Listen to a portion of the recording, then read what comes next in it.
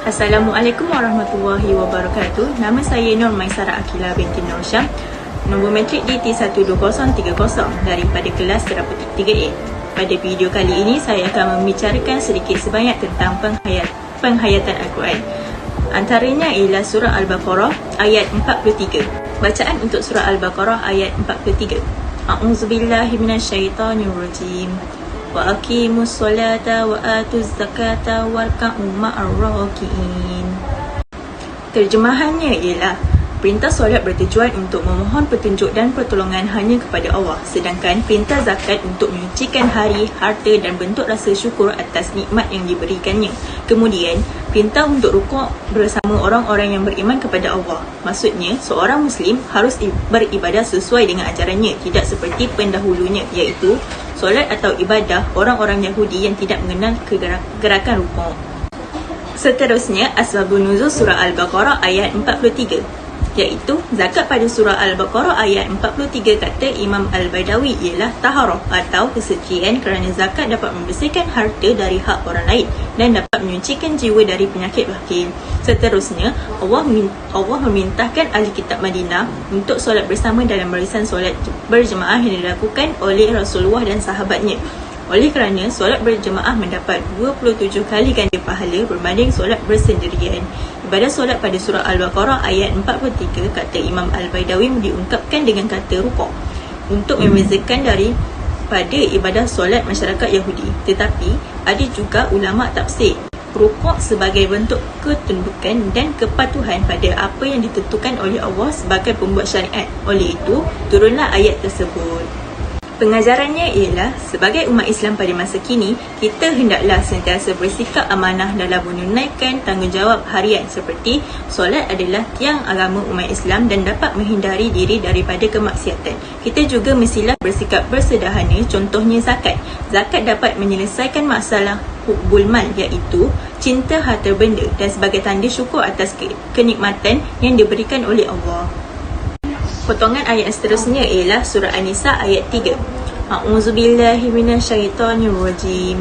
Wa in khiftum alla tuqsitu fil yatama fankihu ma taba lakum minan nisa'i masna wa sulasa wa ruba'. Fa in khiftum alla ta'dilu fawahidatan aw ma malakas aymanukum zalika adna alla ta'ulu.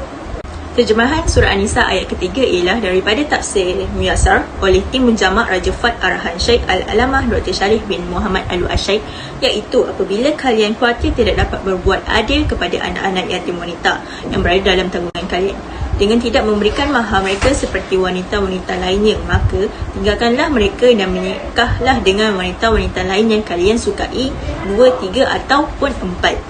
Apabila kalian khawatir tidak dapat berbuat adil kepada mereka, maka cukup dengan satu sahaja atau melakukan akad milkul yamin dengan hamba sahayamu. Selepas itu, asbabun nuzul surah An-Nisa ayat ketiga, iaitu ayat ini diturunkan untuk menegur orang-orang Islam yang masih terbawa kebiasaan jahiliahnya.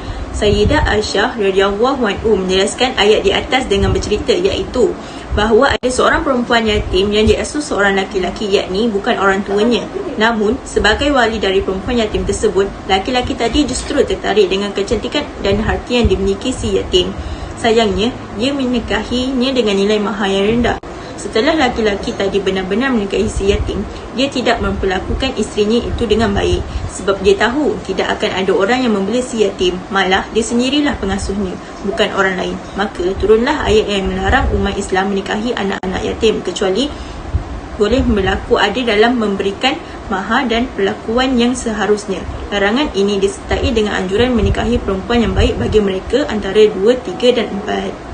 Pengajaran surah An-Nisa ayat ketiga ialah, sebagai seorang Muslim, kita mestilah memelihara martabat wanita. Contohnya, pada zaman sekarang, para lelaki banyak memilih untuk poligami tetapi tidak menunaikan tanggungjawabnya seperti adil dan memberikan nafkah kepada para isteri-isterinya. Selain itu, hak dan kepentingan anak-anak yatim juga sangat tinggi nilainya. Oleh itu, kita mestilah menjaga mereka dengan penuh kasih sayang dan juga ikhlas. Ayat yang seterusnya ialah surah Al-Mutaffifin ayat 1 hingga 3. A'udzubillahi minasyaitonirrajim.